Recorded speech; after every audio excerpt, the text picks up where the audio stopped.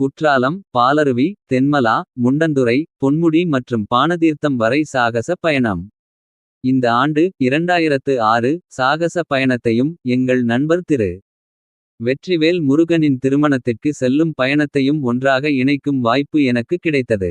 அவரின் திருமண விவரங்கள் முன்பே தெரிந்திருந்ததால் எனக்கும் என் நண்பன் சுகுமாருக்கும் இந்த பயணத்தை திட்டமிட போதுமான நேரம் இருந்தது. திருமணம் நடக்கும் இடம் ராஜ்பாளையம், மதுரையிலிருந்து 70 கிலோமீட்டர் தொலைவில் மதுரை, தென்காசி இடையே அமைந்துள்ளது. இதேபோல் புகழ்பெற்ற சாரல் குற்றாலமும் ராஜபாளையத்திலிருந்து 70 கிலோமீட்டர் தொலைவில் உள்ளது. நாங்கள் குற்றாலத்தை மையமாக கொண்டு ஒரு சுற்றுலா திட்டத்தை வகுத்தோம். திருமணம் ஆகஸ்ட் 26, 2006 ஞாயிற்றுக்கிழமை அன்று ராஜபாளையத்தில் நடைபெற்றது. நானும் சுகுமாரும் இருவர் மட்டுமே அவருடைய மாருதி ஆம்னி காரில் செல்ல முடிவு செய்தோம். இரவு நேர பயணத்தை தவிர்ப்பதற்காக முந்தைய நாள் சனிக்கிழமை காலையிலேயே பயணத்தை தொடங்க முடிவு செய்தோம். மற்ற நண்பர்கள் A. Duraimurugan, A. Balakrishnan, P V. Narayanan, K V P. Gururaja, S. Karthik, R. Ganapathi, M. Velmurugan, N. Narayanan, S. Chandrasekar மற்றும் நரேன் ஆகியோர் திருமணத்திற்கு ரயில் மார்க்கமாகச் சென்று உடனடியாக இரயிலிலேயே சென்னை திரும்பிவிட முடிவு செய்தனர். ஆனால் திரு. பி.வி. நாராயணன் மற்றும் திரு. வேல்முருகன் மட்டும் என்னுடனும் சுகுமாருடனும் குற்றாலத்திற்குச் செல்வதற்காக தங்கள் தங்குதலை மேலும் ஒரு நாள் நீட்டித்தனர். ஆகஸ்ட் 25, 2006 சனிக்கிழமை அன்று.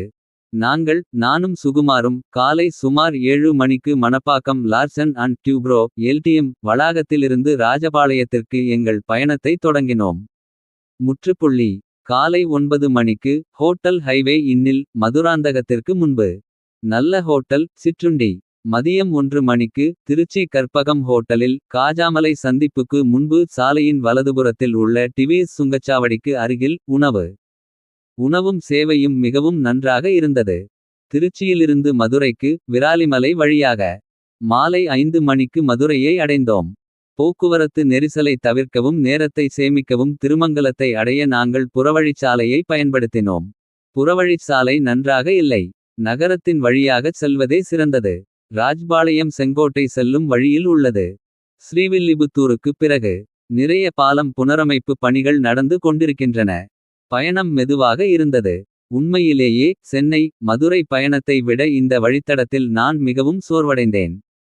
அன்று இரவு திருமணம் நடைபெறவிருந்த பொன் முத்துராமலிங்கம் கல்யாண மண்டபத்தில் நாங்கள் மிகவும் அருமையான இரவு உணவை உண்டோம். ரயிலில் வந்த நண்பர்களும் நள்ளிரவு வாக்கில் ராஜ்பாளையம் வந்தடைந்தனர். ஆகஸ்ட் 27, 2006 ஞாயிற்றுக்கிழமை காலை 7 மணி. நானும் சுகுமாரும் மற்றும் சந்திரசேகரும் அருகிலுள்ள கோவில்களுக்கு சென்றோம். அந்த பட்டியலில் சங்கரன் கோயில் சிவன் கோவில், ஸ்ரீவில்லிபுத்தூர் ஆண்டாள் கோவில், ஸ்ரீவில்லிபுத்தூர் மடவிளாகம் சிவன் கோவில் மற்றும் திருவண்ணாமலை கோவில் தென் திருப்பதி என்றும் அழைக்கப்படுகிறது ஆகியவை அடங்கும். கல்யாண சாப்பாட்டுக்கு பிறகு நாங்கள் நால்வரும் நானும் சுகுமாரும் பி.வி. நாராயணன் மற்றும் வேல்முருகனும் மாருதி ஆம்னியில் குற்றாலத்திற்கு புறப்பட்டோம். மற்றவர்கள் மதுரையில் உள்ளூர் கோவில்களை பார்வையிட்ட பிறகு சென்னைக்கு திரும்பினர். குற்றாலம் சாலை மிகவும் குறுகலாகவும் அதிக வளைவுகளுடனும் இருந்தாலும் அதில் பள்ளங்கள் இல்லை. மேலும் வாகனங்கள் எளிதாக செல்லக்கூடியதாக உள்ளது. சாலையின் இருபுறமும் உள்ள பசுமையால் இந்த வழித்தடத்தில் வாகனம் ஓட்டுவது ஒரு இன்பமான அனுபவமாக இருக்கிறது.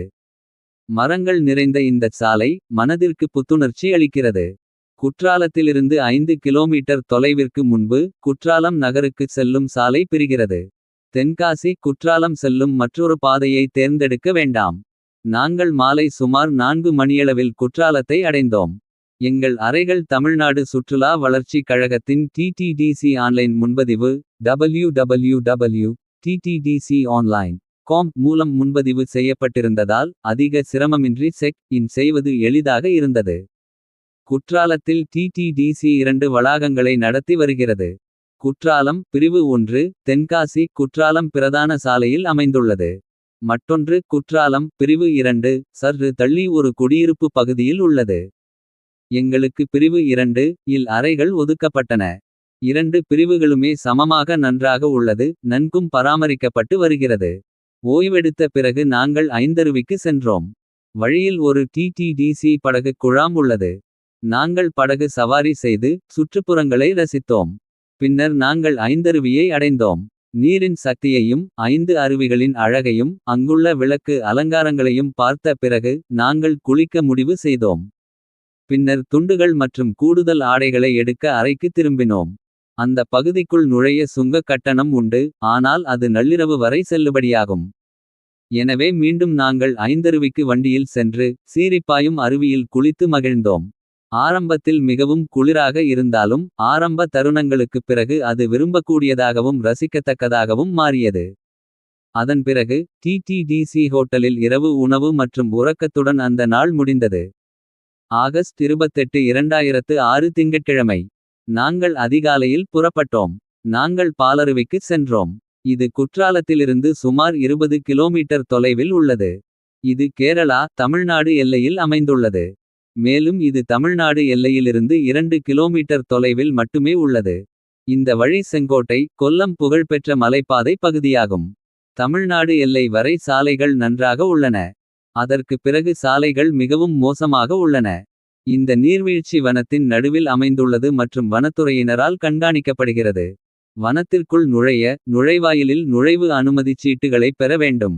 நுழைவாயில் பிரதான சாலையில் உள்ளது. மேலும் அதை எளிதாக கண்டுபிடிக்கலாம். உங்களிடம் வாகனம் இல்லை என்றால் இந்த இடத்திற்கு செல்வது சாத்தியமில்லை.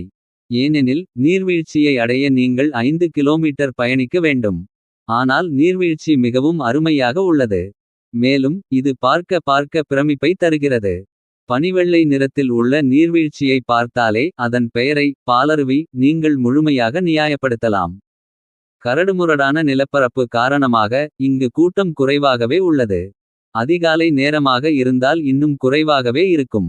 அன்று வனத்துறை பணியாளர்களைத் தவிர நாங்கள் 4 பேர் மட்டுமே அந்த இடத்தில் இருந்தோம்.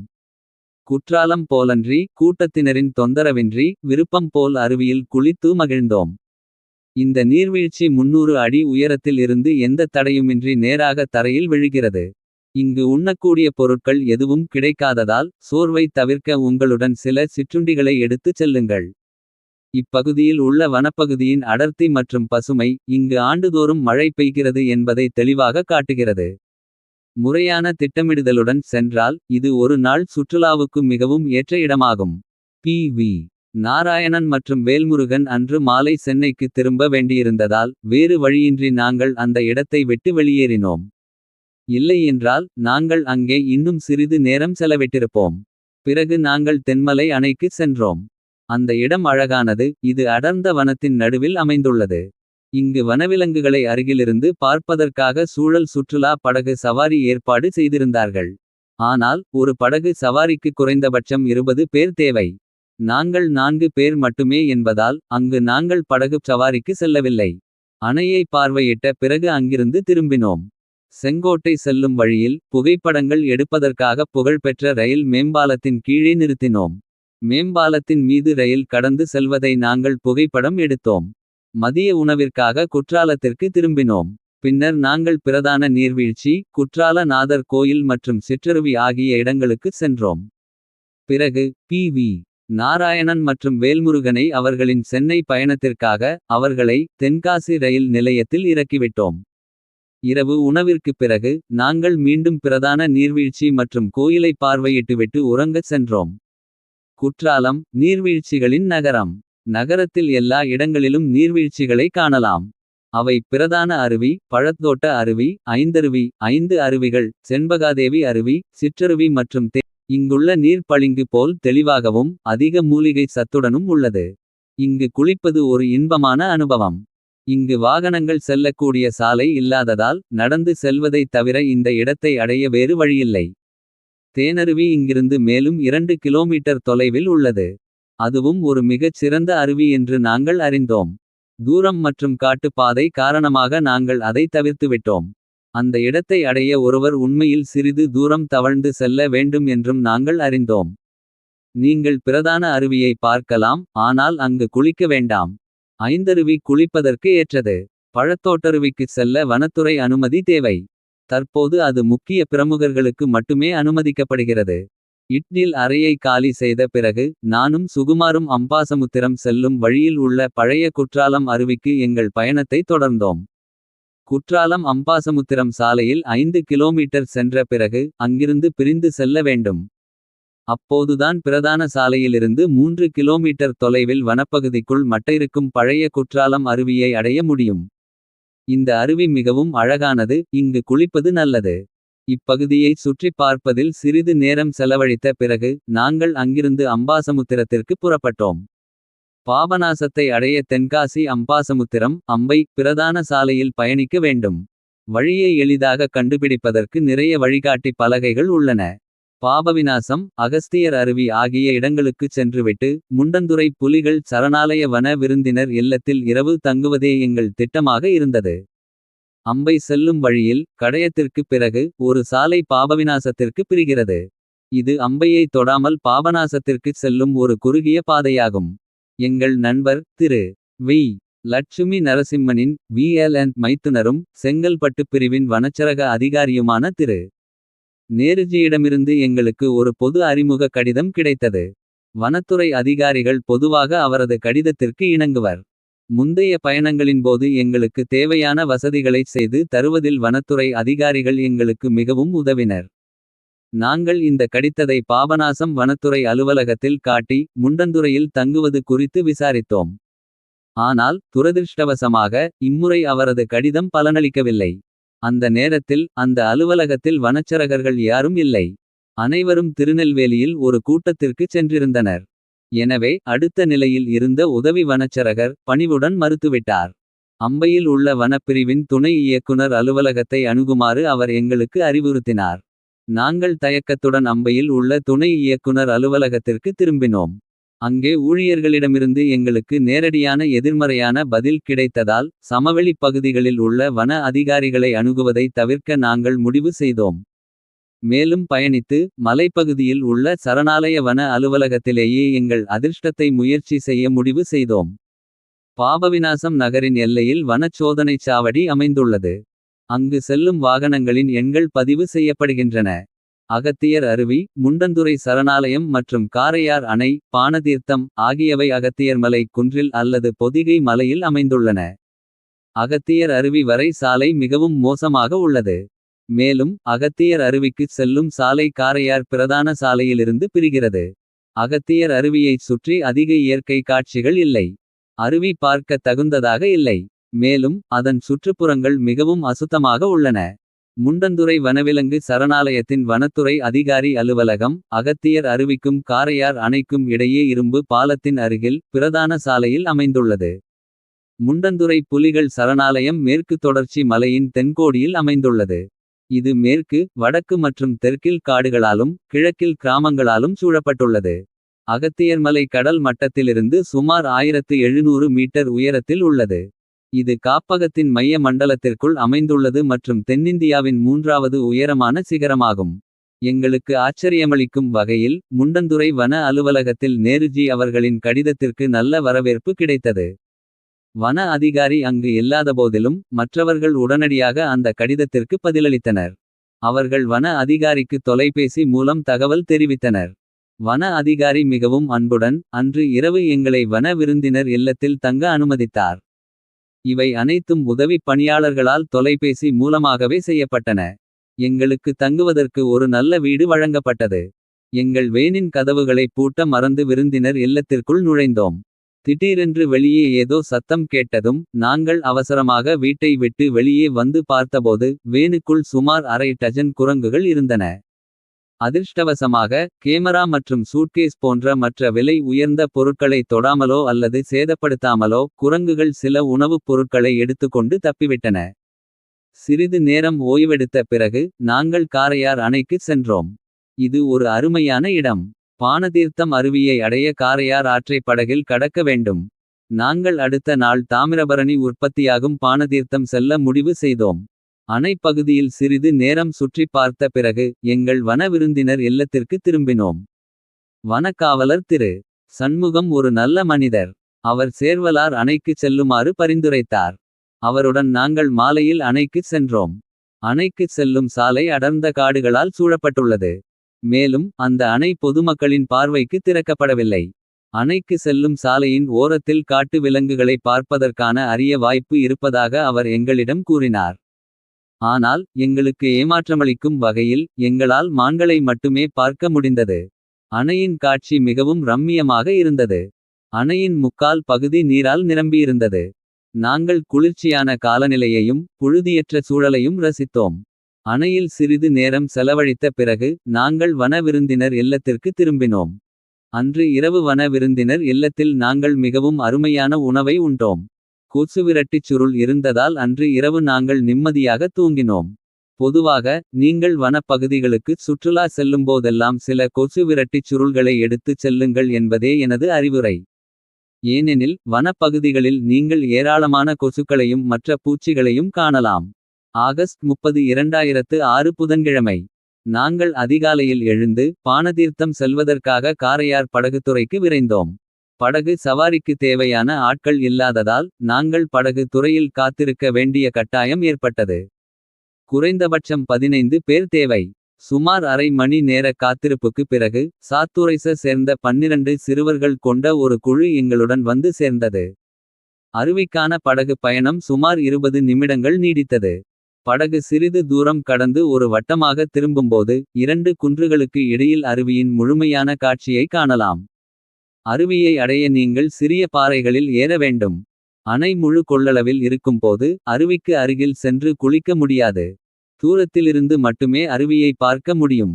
மழைக்காலங்களில் நீரோடை வேரோடு சாய்ந்த மரங்களையும் கிளைகளையும் தன்னுடன் கொண்டு வந்து நீர்த்தேக்கத்தில் வீசுகிறது. சுத்தமான நீராக இருப்பதால் இந்த இடத்தில் குளிப்பது மிகவும் பரிந்துரைக்கப்படுகிறது. நாங்கள் இங்கு மகிழ்ச்சியாக குளித்தோம். விருந்தினர் இல்லத்தில் மதிய உணவை முடித்த பிறகு நாங்கள் மலைச்சரிவில் இறங்கத் தொடங்கினோம். இந்த வன விருந்தினர் இல்லத்தில் நாங்கள் தங்கியிருந்த ஒரு நாள் மிகவும் மகிழ்ச்சியாக இருந்தது. உணவின் தரம் நன்றாகவும் வீட்டு உணவு போலவும் இருந்தது. இங்குள்ள வனத்துறை ஊழியர்கள் மிகவும் கனிவாகவும் நட்பாகவும் இருந்தனர். எங்களின் அடுத்த திட்டம் மஞ்சோலை தேயிலைத் தோட்டத்திற்கு அப்ப கோதையார் அணை சென்று அன்று இரவு குதிரவெட்டி வன விருந்தினர் இல்லத்தில் தங்குவது. அது ஒரு வழக்கமான சுற்றுலா தலமாக இல்லாததால் அம்பாசமுத்திரம் வனச்சரக அதிகாரியிடம் அனுமதி பெற வேண்டும். வனச்சரக அதிகாரிகளில் ஒருவரான நேருஜியின் அறிமுகக் கடிதம் எங்களிடம் இருந்தபோதிலும் அங்கு தங்க அனுமதியை பெறுவது எங்களுக்கு மிகவும் கடினமாக இருந்தது. மாஞ்சோலைக்குச் சென்று தங்குவதற்கு அம்பாசமுத்திரம் வனச்சரக அதிகாரியிடம் அனுமதி கோரினோம். எங்களின் தொடர்ச்சியான கோரிக்கைகள் பயனற்று போயின. அவர் வெளிப்படையாக அனுமதியை மறுத்துவிட்டார். எங்களின் கடந்த 10 பயணங்களில் இதுவே முதல் தோல்வி. பின்னர் இங்கு நேரத்தை வீணாக்குவதற்கு பதிலாக மணிமுத்தாறு அருவியை பார்த்துவிட்டு கன்னியாகுமரிக்கு செல்ல முடிவு செய்தோம். மணிமுத்தாரை அடைய திருச்செந்தூர் சாலையில் அம்பாசமுத்திரத்திற்குப் பிறகு வலதுபுறம் திரும்ப வேண்டும். மணிமுத்தாறு அருவி மேற்கு தொடர்ச்சி மலைகளில் உள்ள மற்றொரு சிறிய அருவியாகும். நாங்கள் ஏற்கனவே குற்றாலம் மற்றும் பானதீர்த்தம் போன்ற பெரிய நீர்வீழ்ச்சிகளை பார்த்திருந்ததால் இந்த நீர்வீழ்ச்சியில் எங்களுக்கு ஆர்வம் ஏற்படவில்லை. மற்றபடி இது ஒரு நல்ல இடம். மேலும் இது மாஞ்சோலை அப்பர் கோதையார் செல்லும் பிரதான சாலையில் அமைந்துள்ளது. நாங்கள் மதிய உணவிற்காக அம்பைக்கு திரும்பினோம். மதிய உணவிற்கு பிறகு நாங்கள் கன்னியாகுமரிக்கு கிளம்பினோம். கன்னியாகுமரிக்கு செல்ல அம்பாசமுத்திரத்திலிருந்து திருச்செந்தூர் சாலையில் செல்ல வேண்டும். இந்த சாலை சேரன்மகாதேவி மற்றும் பனகுடி வழியாகச் சென்று பனகுடிக்கு பிறகு கன்னியாகுமரிக்கு வலதுபுறம் திரும்புகிறது.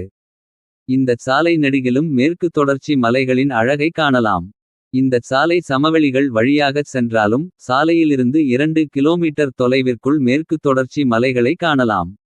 வானிலை எப்போதும் குளிர்ச்சியாக இருக்கும். மேலும் இந்த சாலையில் வாகனம் ஓட்டுவது ஒரு இன்பமான அனுபவமாகும். நாங்கள் மாலை 6 மணியளவில் கன்னியாகுமரியை அடைந்தோம். ஆனால் அக்டோபர் மாதத்திற்கு பிறகுதான் கடலில் சூரியன் மறையும் காட்சியை காண முடியும் என்பதால் எங்களால் கடலில் சூரியன் மறையும் காட்சியை காண முடியவில்லை. டிடிடிசி ஹோட்டல் கடற்கரை சாலையில் அமைந்துள்ளது. மற்ற தனியார் ஹோட்டல்களை விட இது சிறந்த கடல் முனை காட்சியை கொண்டுள்ளது. நாங்கள் டிடிடிசியில் தங்க முடிவு செய்தோம். ஆனால் இதனுடன் இணைந்த உணவகம் அப்போது செயல்பாட்டிலில்லை. உணவுக்கு மற்ற உணவகங்களுக்கு செல்ல வேண்டியதாயிற்று. சிறிது நேரம் ஓய்வெடுத்த பிறகு நாங்கள் கடற்கரையில் நிதானமாக நடந்து சென்றோம். ஆகஸ்ட் 31 2006 வியாழக்கிழமை. பத்மநாபபுரம் அரண்மனை. நாங்கள் அதிகாலையில் எழுந்தோம். நாங்கள் பத்மநாபபுரம் அரண்மனைக்கு சென்றோம். அரண்மனைக்கு செல்ல திருவனந்தபுரம் சாலையில் உள்ள தக்கலையிலிருந்து வலதுபுறம் திரும்ப வேண்டும். இந்த கம்பீரமான பழைய அரண்மனை திருவனந்தபுரத்திலிருந்து சுமார் 60 கிலோமீட்டர் தொலைவிலும். கன்னியாகுமரியிலிருந்து 35 கிலோமீட்டர் தொலைவிலும் அமைந்துள்ளது. இந்த அரண்மனை திருவிதாங்கூர் கட்டிடக்கலை பாணியில் கட்டப்பட்டுள்ளது. இது அதன் 17 மற்றும் 18ஆம் நூற்றாண்டு சுவரோவியங்கள். செதுக்கப்பட்ட மகோகனி கூரை, வண்ண மைக்கா ஜன்னல்கள். ரகசிய நிலத்தடி பாதைகள், உள் முற்றங்கள். தர்பார் மண்டபம், அருங்காட்சியகம். 4 தூண்கள் கொண்ட மருத்துவப் படுக்கை, பெல்ஜிய கண்ணாடி. கிருஷ்ணரின் படங்கள், கிரானைட் நடன அரங்குகள் மற்றும் முட்டையின் வெள்ளைக்கரு. வெல்லம், சுண்ணாம்பு, சுட்ட தேங்காய், கரி மற்றும் ஆற்று மணல் ஆகியவற்றின் தனித்துவமான கலவையால் செய்யப்பட்ட சிறப்பு கருப்பு பளபளப்பான தரைகளுக்கு புகழ் பெற்றது. இது இந்தியாவின் மிகப்பெரிய மர அரண்மனையாகும். தொடக்கத்தில் கோட்டை, அரண்மனை மற்றும் அதன் சுற்றுப்புறங்களை உள்ளடக்கிய பகுதி மொத்தம் 86 ஏக்கர் பரப்பளவை கொண்டிருந்தது. இன்று கேரள தொல்லியல் துறையால் நிர்வகிக்கப்படும் அரண்மனை பகுதி சுமார் 6.5 ஏக்கராக உள்ளது. அரண்மனையின் 127 அறைகளுக்குள் நீங்கள் சுற்றி பார்க்கும்போது அவற்றில் கைவினைத்திறனின் தேர்ச்சி ஒரு தொடர்ச்சியான அம்சமாக தென்படும். மேலும் பெரும்பாலான அறைகள் விசாலமாகவும் காற்றோட்டமாகவும் இருக்கின்றன. இவை வசிப்பதற்கும் நிர்வாகத்திற்கும் பயன்படுத்தப்பட்டிருக்கின்றன. அதே சமயம் சிறியவை குளியலறைகள் மற்றும் கழிப்பறைகளாக பயன்பட்டிருக்கின்றன. ஏறக்குறைய அனைத்து அறைகளிலும் தேக்கு மற்றும் பலா மரத்தில் செய்யப்பட்ட நுணுக்கமான சிற்ப வேலைப்பாடுகள் இடம்பெற்றுள்ளன. மேலும் பெரும்பாலான அறைகளைச் சுற்றி குறுகிய வராண்டாக்கள் பொதுவாக காணப்படுகின்றன. அரண்மனைக்கு அருகில் ஒரு தொல்லியல் அருங்காட்சியகம் உள்ளது. இதை தவறவிடக்கூடாது. இந்த அருங்காட்சியகம் 8ஆம் நூற்றாண்டு முதல் 18ஆம் நூற்றாண்டு வரையிலான சிற்பங்கள். சிற்ப வேலைப்பாடுகள், சுவரோவியங்கள், கையெழுத்துப் பிரதிகள், கல்வெட்டுகள். ஆயுதங்கள் மற்றும் நாணயங்களின் ஒரு புதையல் களஞ்சியமாகும். ஓரளவு நன்கு ஒழுங்கமைக்கப்பட்ட இந்த காலகட்டம். வடிவத்தில் வளைவுகளின் மீதான நாட்டத்தில் பிரதிபலித்த எளிமையால் வகைப்படுத்தப்பட்டது. செங்குத்தான மரப்படிக்கட்டுகள் முதல் தளத்திற்கு செல்லும் ஒரு மறைவு கதவுக்கு இட்டு செல்கின்றன. அந்த தளத்தில் மந்திரசாலா அல்லது மன்ற அறை அமைந்துள்ளது. அங்குதான் மன்னர் தனது அமைச்சரவை கூட்டங்களை நடத்தியிருக்கிறார். அரண்மனையின் தெற்கு பக்கத்தில் ஊட்டுபுறா உள்ளது. இது 78 மீட்டர் நீளமுள்ள இரு மாடி கட்டிடம் ஆகும்.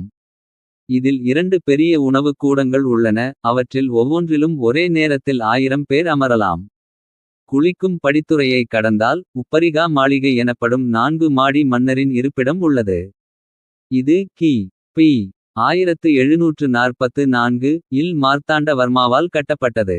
மன்னரின் படுக்கையறையில் மருத்துவ குணம் கொண்ட மரங்களிலிருந்து எடுக்கப்பட்ட 67 மரத் துண்டுகளால் செய்யப்பட்ட பிரம்மாண்டமான 4 தூண் கட்டில் காணப்படுகிறது.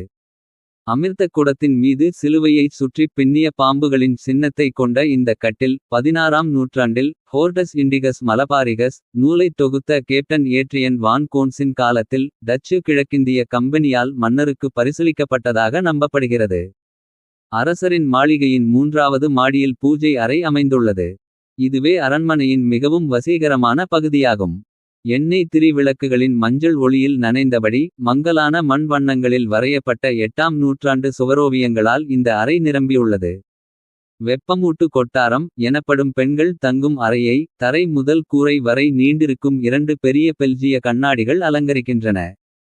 சுவர்களில் 6000 கோபிகைகளின் கருமையான காதலனான கிருஷ்ணரின் நீர்வண்ண ஓவியங்கள் உள்ளன.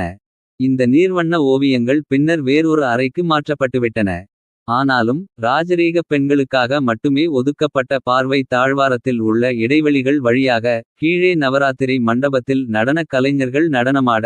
காதலின் அதிபதியான கிருஷ்ணரின் நம்பமுடியாத அளவிற்கு கச்சிதமான உருவங்களை இளவரசிகள் ஏக்கத்துடன் உற்றுப் பார்க்கும் காட்சிகளை கற்பனை செய்து பார்ப்பதற்கு மிகுந்த கற்பனை திறன் தேவைப்படுகிறது.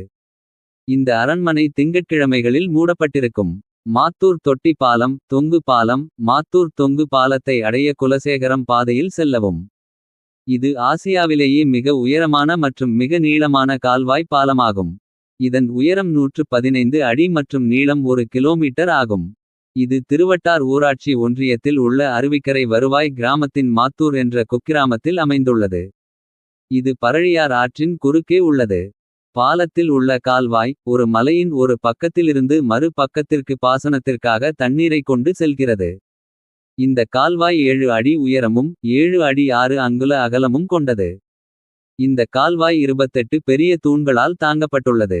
1966 இல் தமிழகத்தின் முன்னாள் முதலமைச்சராக இருந்த மறைந்த திரு. கே. காமராஜரின் முயற்சியால் வறட்சி நிவாரண நடவடிக்கையாகவும் விளவங்கோடு மற்றும் கால்குளம் தாலுகாக்களில் விவசாய மேம்பாட்டிற்காகவும் இந்த கால்வாய் கட்டப்பட்டது. திற்பரப்பு நீர்வீழ்ச்சி இதற்கு அருகில் உள்ள மற்றொரு முக்கியமான சுற்றுலா தலம் இந்த நீர்வீழ்ச்சி ஆகும். கோதையாறு திற்பரப்பில் இறங்குகிறது. இந்த நீர்வீழ்ச்சி பேச்சிப்பாறை அணையிலிருந்து சுமார் 13 கிலோமீட்டர் தொலைவில் அமைந்துள்ளது. ஆற்றின் படுகை பாறைகள் நிறைந்தது மற்றும் சுமார் 300 அடி நீளம் கொண்டது. நீர் சுமார் 50 அடி உயரத்தில் இருந்து விழுகிறது. ஆற்றின் இருபுறமும் நீர்வீழ்ச்சிக்கும் தடுப்பணைக்கும் இடையில் ஆற்றின் இடது கரையில் வலுவான அரணால் சூழப்பட்ட சிவபெருமானுக்கு அர்ப்பணிக்கப்பட்ட ஒரு கோயில் உள்ளது. இங்கு நீங்கள் ஒரு இனிமையான படகு சவாரி செய்யலாம். பேச்சிப்பாறை அணை இது கோதையாறு ஆற்றின் குறுக்கே அமைந்துள்ளது. இங்கு வானிலை மிகவும் இனிமையாக இருப்பதால் ஏராளமான சுற்றுலா பயணிகளை ஈர்க்கிறது. இந்த நீர்த்தேக்கத்தை சுற்றி அடர்ந்த காடுகள் உள்ளன.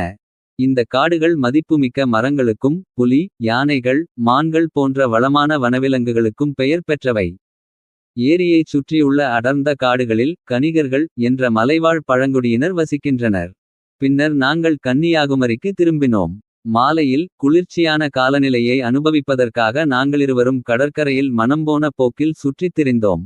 செப்டம்பர் 1, 2006 வெள்ளிக்கிழமை. விவேகானந்தர் பாறை நினைவகம் மற்றும் திருவள்ளுவர் சிலை படகு சவாரிக்கு நாங்கள் அதிகாலையிலேயே புறப்பட்டோம். நீங்கள் சீக்கிரம் புறப்படாவிட்டால் படகு சேவைகளுக்காக நீண்ட வரிசையில் நிற்க வேண்டியிருக்கும். கொந்தளிப்பான கடலில் படகு சவாரியை நாங்கள் மிகவும் ரசித்தோம். பின்னர் நாங்கள் மேற்கு பக்கமாக திருவனந்தபுரம் நெடுமன்காடு பாலோட் குளத்துப்புழா ஆரியங்காவு தென்மலை செங்கோட்டை வழியாக குற்றாலம் செல்ல பயணத் திட்டத்தை வகுத்திருந்தோம். அன்று இரவு குற்றாலம் இட்லில் தங்க முடிவு செய்தோம். கன்னியாகுமரி டிடிடிசி அலுவலகம் மூலமாக எங்கள் அறைகளை முன்பதிவு செய்தோம். திருவனந்தபுரத்திலிருந்து குற்றாலம் வரையிலான மலைப்பாதை மிகவும் ரம்மியமாக இருந்தது. சாலையோரம் இருந்த பசுமை கண்ணை கவரும் வகையில் இருந்தது. திருவனந்தபுரத்தில் தவறான திருப்பத்தில் திரும்பியதால் நெடுமன்காடு செல்லும் சாலையை நாங்கள் தவறவிட்டோம். நாங்கள் தவறான நபரிடம் விசாரித்ததால் அவர் எங்களை தவறான வழியில் வழி காட்டினார். நெடுமன்காடு செல்லும் சரியான சாலையை கண்டுபிடிப்பதற்காக நாங்கள் திருவனந்தபுரத்திலும் அதைச் சுற்றியும் இலக்கின்றி வண்டியை ஓட்டிச் சென்றோம். தமிழ்நாட்டில் எங்கள் பயணம் முழுவதும் நல்ல சாலை வழிகாட்டுதல்களையும் மற்ற சாலை பாதுகாப்பு அடையாளங்களையும் கண்டோம். அது கேரளாவில் இல்லை. வழிப்போக்கர்களிடம் விசாரித்து மட்டுமே சரியான வழியை கண்டறிய வேண்டிய கட்டாயம் எங்களுக்கு ஏற்பட்டது. வழியில் நாங்கள் பொன்முடிக்கு சென்றோம். பொன்முடி ஒரு சிறிய மலைவாசஸ்தலம். பொன்முடிக்கு செல்லும் மலைப்பாதை மிகவும் குறுகலாகவும் சுமார் 23 கொண்டை ஊசி வளைவுகளுடனும் உள்ளது. எதிர் திசையில் வரும் வாகனங்களை கணித்து ஏறி இறக்குவது மிகவும் கடினம். கேரள வழி வரைபடத்தை படித்து திருவனந்தபுரத்திலிருந்து பாலோடுக்கு செல்லும் வழியில் பொன்முடி இருப்பதாக நாங்கள் யூகித்தோம். ஆனால் சுல்லிமானூருக்குப் பிறகு எங்கோ ஒரு இடத்தில் பாலோடு மற்றும் பொன்முடிக்கு வழி பிரிகிறது. நாங்கள் தவறுதலாக பொன்முடி வழியை தேர்ந்தெடுத்துவிட்டோம். பொன்முடி மலைவாசஸ்தலத்தை அடைந்த பிறகு மீண்டும் பாலோடுக்குச் செல்ல நாங்கள் கீழ்நோக்கி வர வேண்டும் என்பதை உணர்ந்தோம். ஆனால் இந்த தவறு பொன்முடி என்ற ஒரு நல்ல இடத்திற்கு எங்களை அழைத்துச் சென்றது. பொன்முடிக்கு செல்லும் சாலை வாகனம் ஓட்டுவதற்கு ஏற்றதாக இல்லாவிட்டாலும் பொன்முடி வரையிலான சாலையோர காட்சிகளும் பொன்முடியை சுற்றியுள்ள இடங்களும் உங்களை உற்சாகத்தில் ஆழ்த்துகின்றன. நாங்கள் இரவு 8 மணியளவில் குற்றாலம் சென்றடைந்தோம். அடுத்த நாள் தங்குவதற்காக மதுரை இட்லில் இங்கேயே முன்பதிவு செய்தோம். செப்டம்பர் 2, 2006 சனிக்கிழமை. நாங்கள் அதிகாலை 6 மணிக்கெல்லாம் எங்கள் பயணத்தை தொடங்கினோம். ஸ்ரீவில்லிபுத்தூரில் சில பால் கோவா பாக்கெட்டுகள் வாங்கிக்கொண்டு அங்கிருந்து மதுரைக்குச் சென்று உள்ளூர் இடங்களைச் சுற்றி பார்த்துவிட்டு மதுரையில் இரவு தங்குவதே எங்கள் திட்டமாக இருந்தது. ஆண்டாள் கோயில் நுழைவாயிலுக்கு அருகில் ஸ்ரீவில்லிபுத்தூர் சன்னதி தெரு எண் 2 இல் உள்ள வெங்கடேஸ்வரா ஸ்வீட் ஸ்டாலில் நாங்கள் பால் கோவாக்களையும் தின்பண்டங்களையும் வாங்கினோம். ஆண்டாள் கோயில் பேருந்து நிறுத்தம் அருகில் கதிரவன் என்ற ஒரு நல்ல சாலையோர உணவகம் உள்ளது. அங்கு உணவு பரிமாறப்படுவதற்கு நீங்கள் வரிசையில் காத்திருக்க வேண்டும். அந்த உணவகம் சிறியதாகவும் ஒரு சிறிய வீட்டில் அமைந்திருந்தாலும் அங்குள்ள உணவு வகைகள் மிகவும் சுவையாக இருந்தன. நீங்கள் ஸ்ரீவில்லிபுத்தூரை கடந்து சென்றால் இந்த வீட்டு உணவகத்திற்கு செல்ல மறக்காதீர்கள். நல்ல வகையான மற்றும் சுவையான உணவுகள் கிடைக்கும். நாங்கள் காலை 11 மணியளவில் மதுரை சென்றடைந்தோம். மதுரை டிடிடிசிக்கு எதிரே ஒரு நல்ல உணவகம் உள்ளது. நாங்கள் அங்கு மதிய உணவு உண்டோம். மாலை 4 மணியளவில் நாங்கள் சாலை வழியாக மீனாட்சி அம்மன் கோவிலுக்கு நிதானமாக நடந்து சென்றோம். டிடிடிசியில் எங்களுக்கு மிகச் சிறந்த தள்ளுபடி கிடைத்தது.